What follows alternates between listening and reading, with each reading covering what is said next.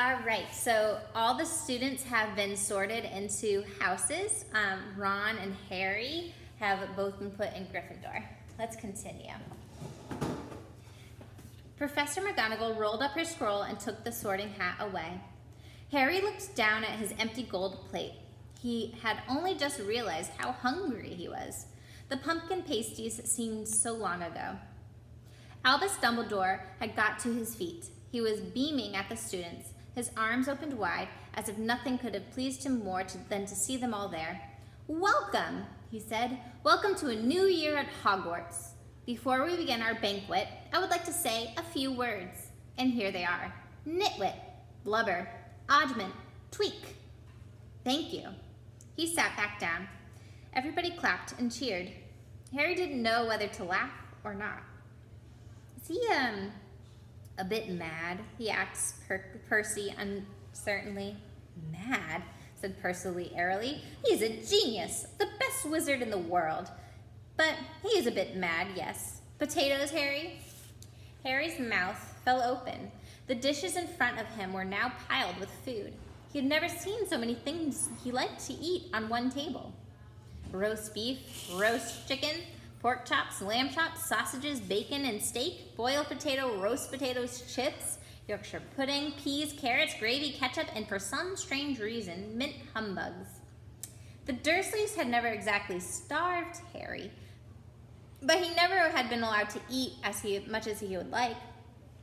Dudley had always taken anything Harry really wanted, even if it made him sick. Harry piled his plate with a bit of everything except for the humbugs and began to eat. It was all so delicious.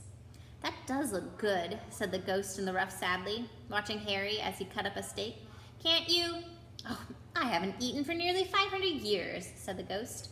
"I don't need to, of course, but one does miss it. I don't think I've introduced myself. Sir Nicholas de Mimsy Porpington at your service, resident ghost of Gryffindor Tower." "I know who you are," said Ron suddenly. "My brothers told me about you. You're nearly headless Nick." "I would prefer you to call me Sir Nicholas de Mimsy," the ghost began stiffly, but sandy hair Seamus Finnegan interrupted. "Nearly headless? How can you be nearly headless?" Sir Nicholas looked extremely miffed, as if their little chat wasn't going all the way he wanted. "Like this," he said irritably. He seized his left ear and pulled. His whole head swung off his neck and fell onto his shoulder as if it was on a hinge. Someone had obviously tried to behead him, but did not do it properly. Looking pleased at the stunned looks on their faces, nearly headless Nick flipped his head back onto his neck, coughed and said, "So, new Gryffindors, I hope you're going to help us win the house championship this year. Gryffindor has never gone so long without winning.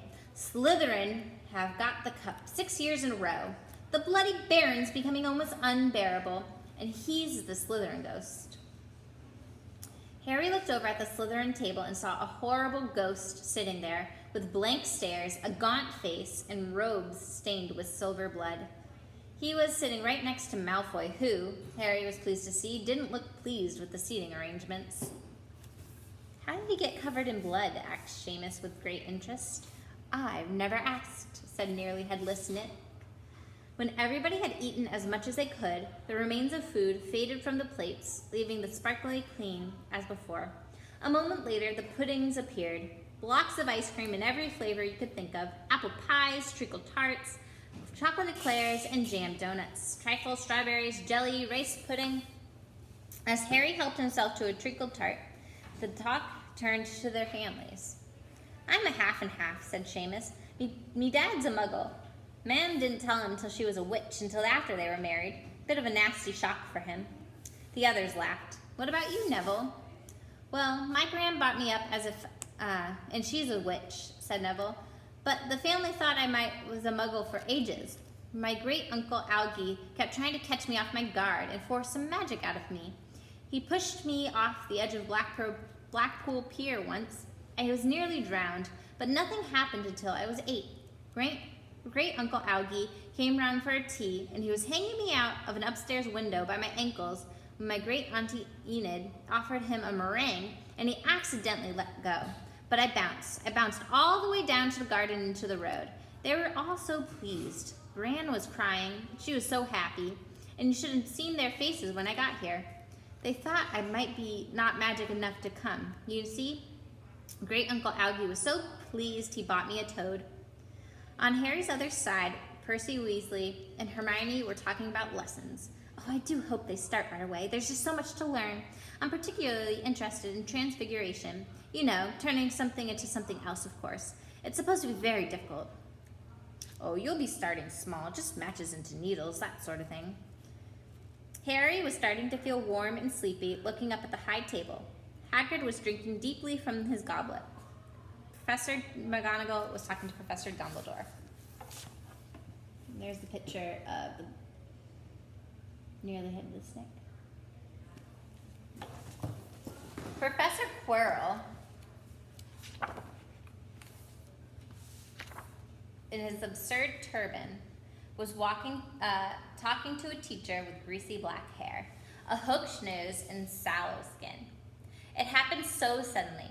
The hook-nosed teacher looked past Quirrell's turban straight into Harry's eyes, and a sharp, hot pain shot across the scar on Harry's face.